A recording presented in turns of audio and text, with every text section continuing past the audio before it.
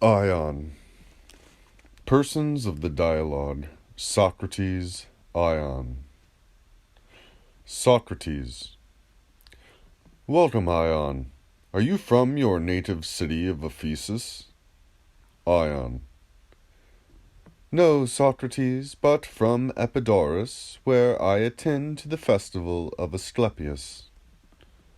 And do the Epidaurians have contests of rhapsodies at the festival? Oh, yes, and of all sorts of musical performers.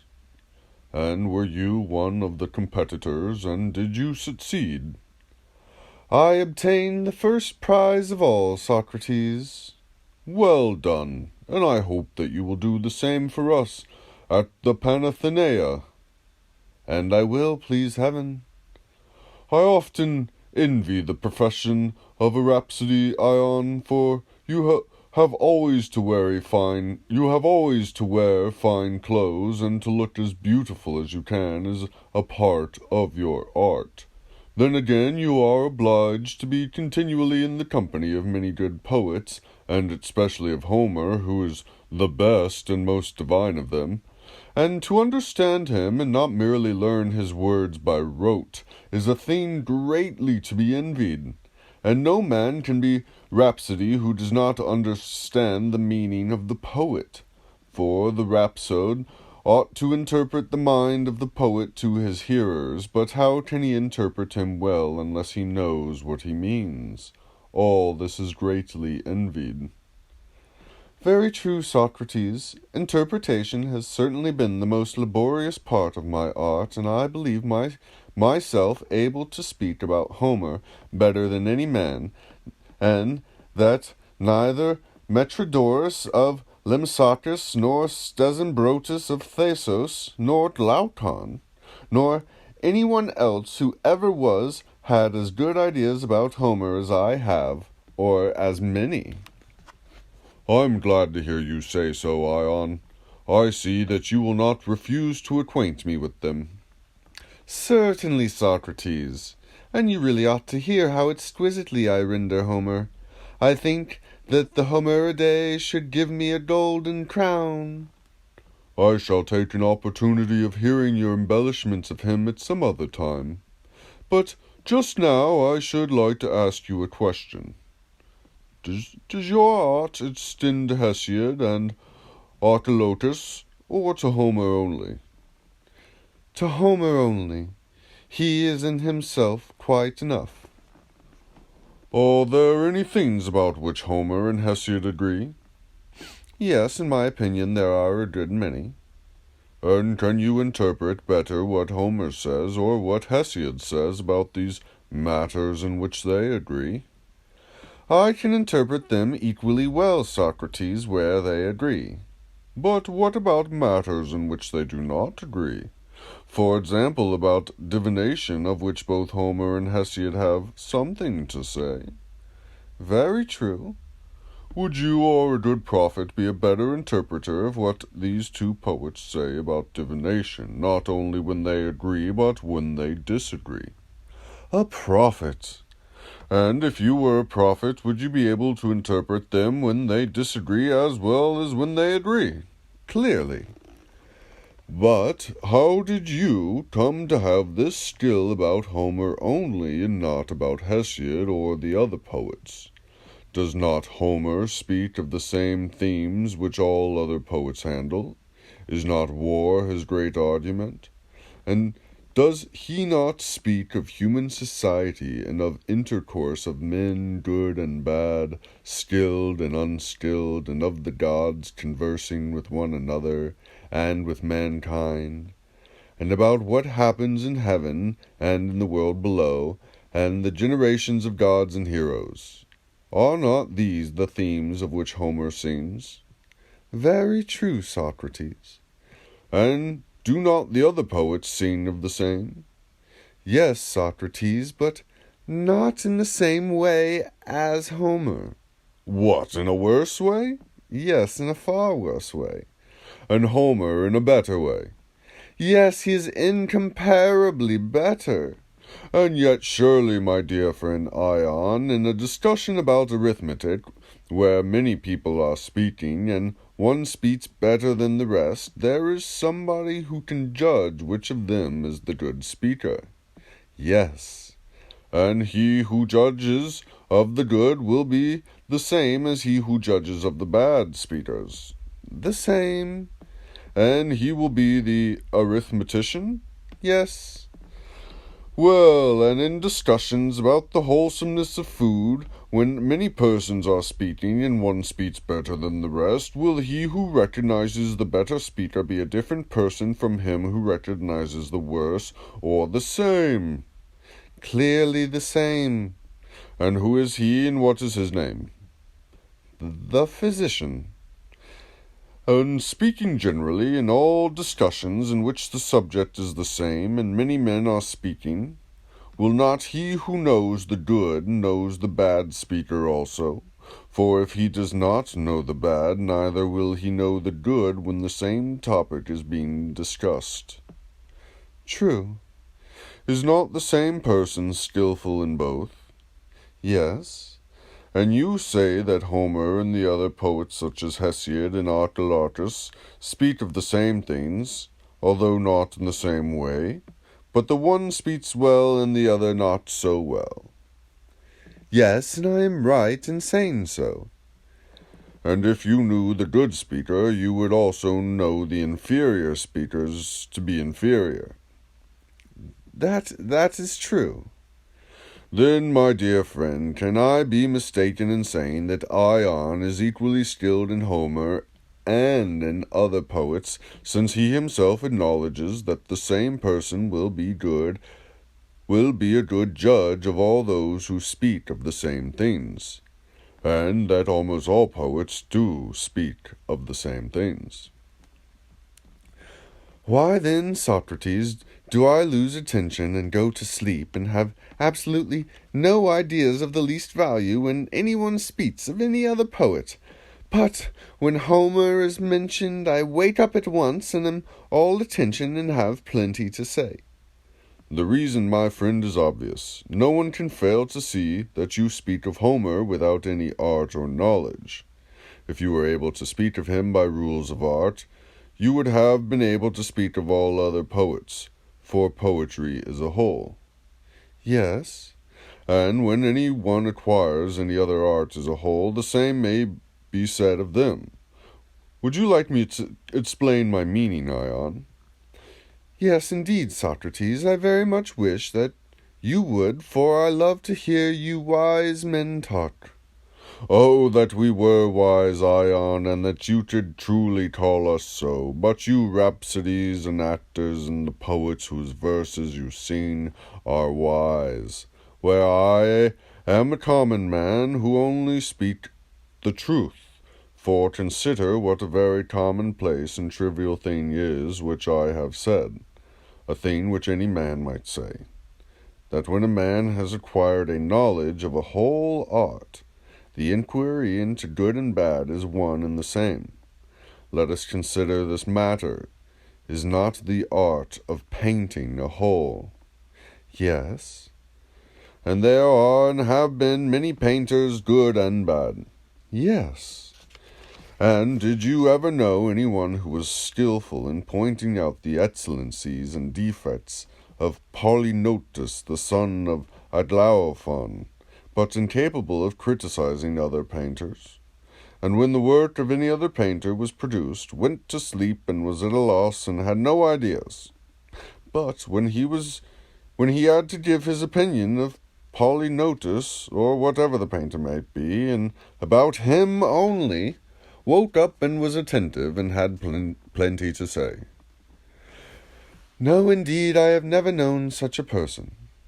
Or did you ever know of any one in sculpture who was skilful in expounding the merits of Daedalus, the son of Metion, or of Appius, the son of Panopeus, or of Theodorus the Samian, or of any individual sculptor? But when the works of sculptors in general were produced, was at a loss and went to sleep and had nothing to say. No, indeed, no more than the other. and if I am not mistaken, you never met with any one among flute players or harp players or singers to the harp or rhapsodies who was able to discuss of Olympus or Thamyris or Orpheus or Phemius, the rhapsody of Ithaca, but was at a loss when he came to speak of Ion of Ephesus, and had no notion of his merits or defects. I cannot deny what you say, Socrates. Nevertheless, I am conscious in my own self, and the world agrees with me in thinking that I do speak better, and have more to say about Homer than any other man, but I do not speak equally well about others. Tell me the reason of this. I perceive, Ion, and I will proceed to explain to you what I imagine to be the reason of this.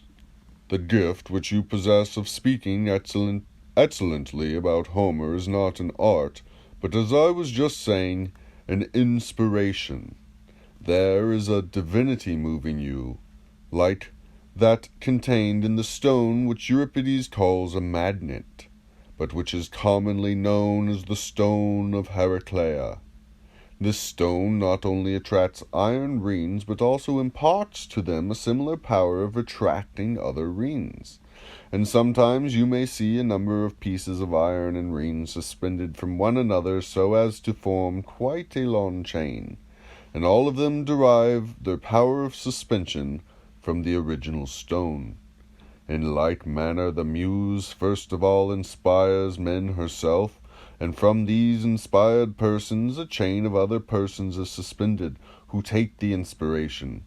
For all good poets, epic as well as lyric, compose their beautiful poems not by art, but because they are inspired and possessed.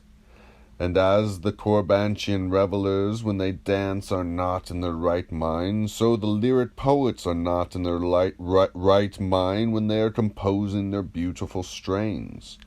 But when falling under the power of music and metre, they are inspired and possessed, like Bacchic maidens who draw milk and honey from the rivers when they are under the influence of Dionysus, but not when they are in the right mind. And the soul of the lyric poet does the same as they themselves, for they tell us that they bring songs from honeyed fountains, calling them out of the gardens and dells of the Muses. They, like the bees, winging their way from flower to flower. And this is true, for the poet is a light and winged and holy thing, and there is no invention in him until he has been inspired and is out of his senses, and the mind is no longer in him. When he has not attained to this state, he is powerless and is unable to utter his oracles. Many are the noble words in which poets speak concerning the actions of men, but like yourself, when speaking about Homer, they do not speak of them by any rules of art. They are simply inspired to utter that to which the muse impels them, and that only. And when inspired, one of them will make dithyrambs, another hymns of praise, another choral strains, another epic or iambic verses. And he who is good at one is not good at any other kind of verse, for not by art does the poet sing, but by power divine. Had he learned by rules of art, he would have known how to speak not of one theme only, but of all, and therefore God takes away the minds of poets and uses them as his ministers, and he also uses diviners and holy prophets, in order that we who hear them may know them to be speaking not of themselves, who utter these priceless words in a state of unconsciousness, but that God himself is the speaker, and that through them he is conversing with us. And Tynnichus the Chalcedonian affords a striking instance of what I am saying. He wrote nothing that anyone would care to remember but the famous Paean, which is in everyone's mouth, one of the finest poems ever written, simply an invention of the Muses, as he himself says. For in this way the God would seem to indicate to us and not allow us to doubt that these beautiful poems are not human or the work of man, but divine and the work of God, and that the poets are only the interpreters of the gods by whom they are severely possessed. Was not this the lesson which the God intended to teach when by the mouth of the worst of poets he sang the best of songs? Am I not right, Ion? Yes, indeed, Socrates, I feel that you are, for your words touch my soul, and I am persuaded that good poets, by a divine inspiration, interpret the things of the gods to us. And you rhapsodists are the interpreters of the poets? There again you are right. Then you are the interpreters of interpreters. Precisely. I wish you would frankly tell me, Ion, what I am going to ask of you. When you produce the greatest effect upon the audience in the recitation of some striking passage, such as the apparition of Odysseus leaping forth on the floor, recognized by the suitors and casting his arrows at his feet, or the description of Achilles rushing at Hector, or the sorrows of Andromache, Hecuba, or Priam, are you in your right mind? Are you not carried out of yourself, and does not your soul in an ecstasy seem to be among the persons or places of which you are speaking, whether they are in Ithaca, or in Troy, or whatever may be the scene of the poem? That proof strikes home to me, Socrates, for I must frankly confess that at the tale of pity my eyes are filled with tears, and when I speak of horrors my hair stands on end and my heart throbs.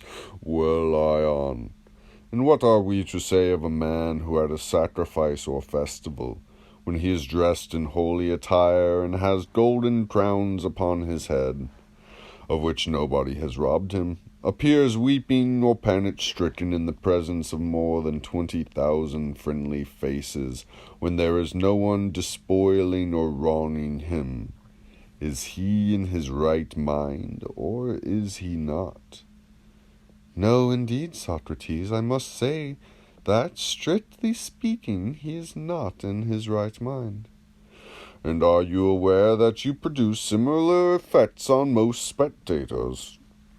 Only too well, for I look down upon them from the stage and behold the various emotions of pity, wonder, sternness, stamped upon their countenances when I am speaking, and I am obliged to give my very best attention to them, for if I make them cry, I myself shall laugh, and if I make them laugh, I myself shall cry when the time of payment arrives.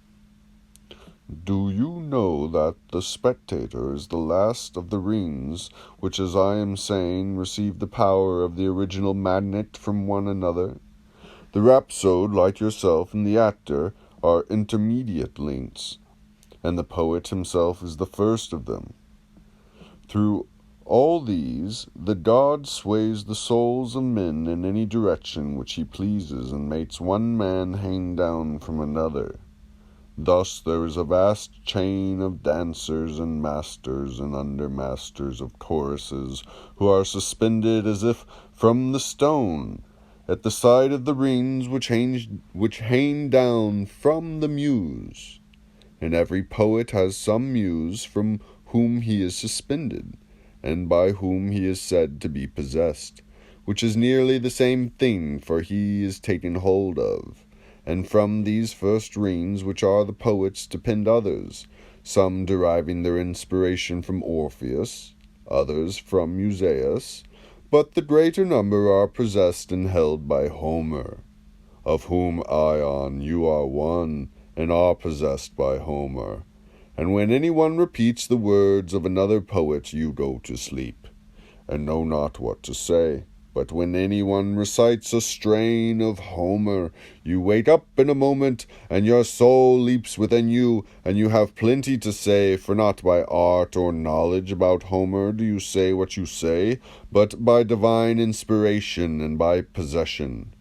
just as the Corbantian revellers too have a quick perception of that strain only which is appropriated to the god by whom they are possessed, and have plenty of dances and words for that, but take no heed of any other. And you, Ion, when the name of Homer is mentioned, have plenty to say, and have nothing to say of others. You asked, why is this? The answer is that you praise Homer, not by art, but by divine inspiration. That is good, Socrates, and yet I doubt whether you will ever have eloquence enough to persuade me that I praise Homer only when I am mad and possessed. And if you could hear me speak of him, I am sure you would never think this to be the case. I should like very much to hear you, but not until you have answered a question which I have to ask. On what part of Homer do you speak well? Not surely about every part. There is no part, Socrates, about which I do not speak well. Of that I can assure you. Surely not about things in Homer of which you have no knowledge. And what is there in Homer of which I have no knowledge? Why does not Homer speak in many passages about arts? For example, about driving. If I can only remember the lines, I will repeat them. I remember, and I will repeat them. Tell me, then, what Nestor says to Antilochus, his son, where he bids him to be careful of the turn at the horse race in honor of Patroclus. He says, "Bend gently in the polished chariot to the left of them, and urge the horse on the right hand with whip and voice, and slacken the rein. And when you are at the goal, let the left horse draw near, yet so that the nave of the well-wrought heel may not even seem to touch the extremity, and avoid catching the stone." Enough. Now, Ion, will the charioteer or the physician be the better judge of the propriety of these lines? The charioteer, clearly. And will the reason be that this is his art, or will there be any other reason? No, that will be the reason. And every art is appointed by God to have knowledge of a certain work. For that which we know by the art of the pilot, we do not know by the art of medicine. Certainly not. Nor do we know by the art of the carpenter that which we know by the art of medicine. Certainly not. And this is true of all the arts. That which we know with one art we do not know with the other. But let me ask a prior question. You admit that there are differences of arts? Yes. You would argue, as I should, that when one art is of one kind of knowledge and another of another, they are different. Yes. Yes, surely. For if the subject of knowledge were the same, there would be no meaning in saying that the arts were different, if they both gave the same knowledge. For example, I know that here are 5 fingers, and you know the same, and if I were to ask whether I and you became acquainted with this fact by the help of the same art of arithmetic, you would acknowledge that we did. Yes. Tell me, then, what I was intending to ask you, whether this holds universally. Must the same art have the same subject of knowledge and different arts of other subjects of knowledge? That is my opinion, Socrates. Then he who has no knowledge of a particular art will have no right judgment of the sayings and doings of that art. Very true. Then which will be a better judge of the lines which you were reciting from Homer, you or the charioteer? The charioteer. Why, yes, because you are a rhapsode and not a charioteer. Yes. And the art of the rhapsode is different from that of the charioteer. Yes. And if a different knowledge, then a knowledge of different matters. True. You know the passage in which Hecamede the concubine of Nestor is described as giving to the wounded Machaon a posset, as he says, made with Promnian wine, and she grated cheese of goat's milk with a grater of bronze, and at his side placed an onion, which gives a relish to drink. Now would you say that the art of the rhapsode or the art of the medicine was better able to judge of the propriety of these lines? The art of the medicine. And when Homer says, "And she descended into the deep like a leaden plummet, which set in the horn of that ox that ranges in the fields, rushes along carrying death among the ravenous fishes," will the art of the fisherman or of the rhapsode be better able to judge whether these lines are rightly expressed or not? Clearly, Socrates, the art of the fisherman. Come now, suppose that you were able to say to me, since you, Socrates, are able to assign different passages in Homer to their corresponding arts, I wish that you would tell me what are the passages of which the excellence ought to be judged by the prophet and the prophetic art. And you will see how readily and truly I shall answer you. For there are many such passages, particularly in the Odyssey, as for example the passage in which Theoclymenus, the prophet of the house of Melampus, says to the suitors, "Wretched men, what is happening to you? Your heads and your faces and your limbs underneath are shrouded in night, and the voice of lamentation bursts forth, and your cheeks are wet with tears, and the vestibule is full, the court is full of ghosts descending into the darkness of Erebus, and the sun has perished out of heaven, and an evil mist is spread abroad." And there are many such passages in the Iliad also, as for example in the description of the battle near the rampart, where he says, "As they were eager to pass the ditch, there came to them an omen, a soaring eagle, holding back the people on the left, bore a huge bloody dragon in his talons, still living and panting. Nor had he yet resigned the strife, for he bent back and smote the bird which carried him on the breast by the neck, and he in pain let him fall from him to the ground into the midst of the multitude, and the eagle with a cry was borne afar on the wings of the wind." These are the sort of things which I should say that the prophet ought to consider and determine. And you are quite right, Socrates, in saying so. Yes, Ion, and you are right also, and as I have selected from the Iliad and Odyssey for you passages which describe the office of the prophet and the physician and the fisherman, do you, who know Homer so much better than I do, Ion, select for me passages which relate to the rhapsode and the rhapsode's art, and which the rhapsode ought to examine and judge of better than other men. All passages, I should say, Socrates. Not all, Ion, surely. Have you already forgotten what you were saying? A rhapsode ought to have a better memory.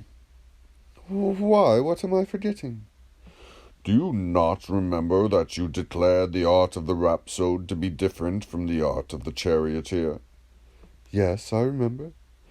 And you admitted that being different they would have different subjects of knowledge? Yes. Then upon your own showing, the rhapsode and the art of the rhapsode will not know everything. I should exclude certain things, Socrates. You mean to say that you would exclude pretty much the subjects of the other arts? As he does not know all of them, which of them will he know? He will know what a man and what a woman ought to say, and what a free man and what a slave ought to say, and what a ruler and what a subject. Do you mean that a rhapsode will know better than the pilot what the ruler of a sea-tossed vessel ought to say? No, the pilot will know best. Or will the rhapsode know better than the physician what the ruler of a sick man ought to say? He will not. But he will know what a slave ought to say? Yes. Suppose the slave to be a cowherd. The rhapsode will know better than the cowherd what he ought to say in order to soothe the infuriated cows? No, he will not.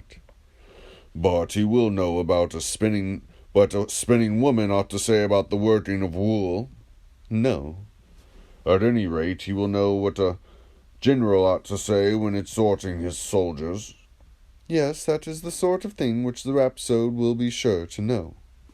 Well, but is the art of the rhapsode the art of the general? I am sure that I should know what a general ought to say. Why, yes, Ion, because you may possibly have a knowledge of the art of the general as well as of the rhapsode, and you may also have a knowledge of horsemanship as well as of the lyre, and then you would know when horses were well or ill managed. But suppose I were to ask you, by the help of which art, Ion, do you know whether horses are well managed? By your skill as a horseman, or as a performer on the lyre? What would you answer? I should reply by my skill as a horseman.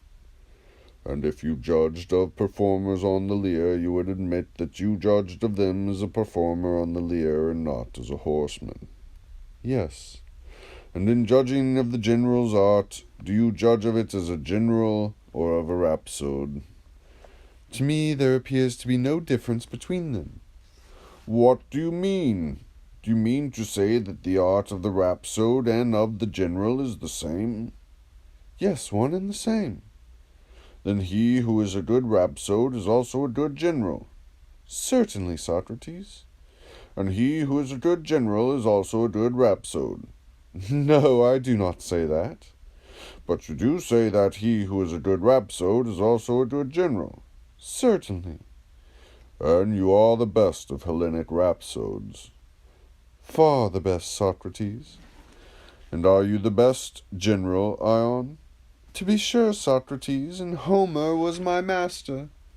But then, Ion, what in the name of goodness can be the reason why you, who are the best of generals as well as the best of rhapsodes, in all Hellas go about as a rhapsode when you might be a general? Do you think that the Hellenes want a rhapsode with his golden crown and do not want a general? Why, Socrates, the reason is that my countrymen, the Ephesians, are the servants and soldiers of Athens, and do not need a general, and you in Sparta are not likely to have me, for you think that you have enough generals of your own. My good Ion, did you never hear of Apollodorus of Cyzicus? Who may he be? One who, though a foreigner, has often been chosen their general by the Athenians, and there is Phanosthenes of Andros, and Heraclides of Clazomenae, whom they have also appointed to the command of their armies and to other offices, although aliens, after they had shown their merit. And will they not choose Ion the Ephesian to be their general, and honor him if he prove himself worthy? Were not the Ephesians originally Athenians, and Ephesus is no mean city?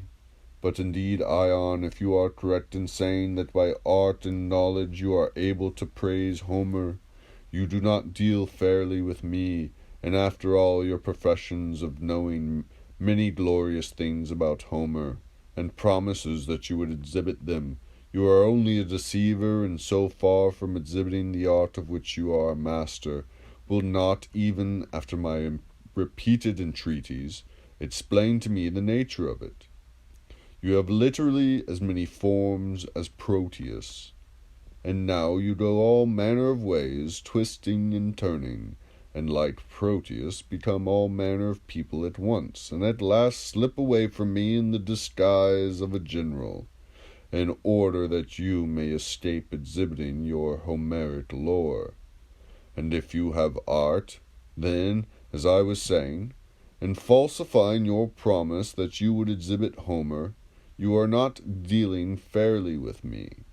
But if, as I believe, you have no art, but speak all these beautiful words about Homer unconsciously under his inspiring influence, then I acquit you of dishonesty, and shall only say that you are inspired.